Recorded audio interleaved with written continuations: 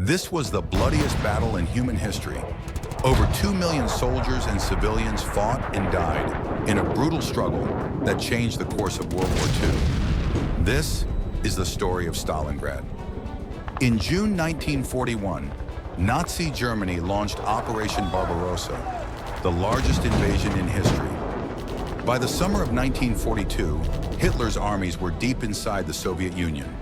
Their new objective, Stalingrad, a city on the Volga River that carried the name of Joseph Stalin himself. It was more than just a city. It was a vital industrial hub, a key transport link, and a symbol of Soviet pride. For Hitler, capturing Stalingrad would not only secure the southern front and oil fields, but also deal a devastating blow to Soviet morale. On August 23, 1942, the German 6th Army under General Friedrich Paulus began its assault.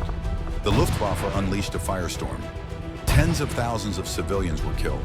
The city was reduced to rubble, but the ruins worked against the attackers. Instead of breaking resistance, they created a perfect battleground for defense. Soviet soldiers turned every street, every building, every basement into a fortress. They fought in brutal close quarters combat the Germans called Rattenkrieg, the Rat War. Stalin had issued Order 227. Not one step back. Retreat was forbidden. The Germans advanced slowly, paying for every block of the city with thousands of lives. By November 1942, the German army controlled most of the city, but winter was coming. Then the Soviets struck back. Operation Furious. On November 19th, Soviet forces launched a massive counteroffensive north and south of Stalingrad. They smashed through weaker Romanian and Italian divisions and closed a giant encirclement around the German 6th Army. 300,000 Axis soldiers were trapped inside. Hitler forbade retreat. He promised supplies by air, but the Luftwaffe could deliver only a fraction of what was needed. The noose tightened. By January 1943, the 6th Army was starving.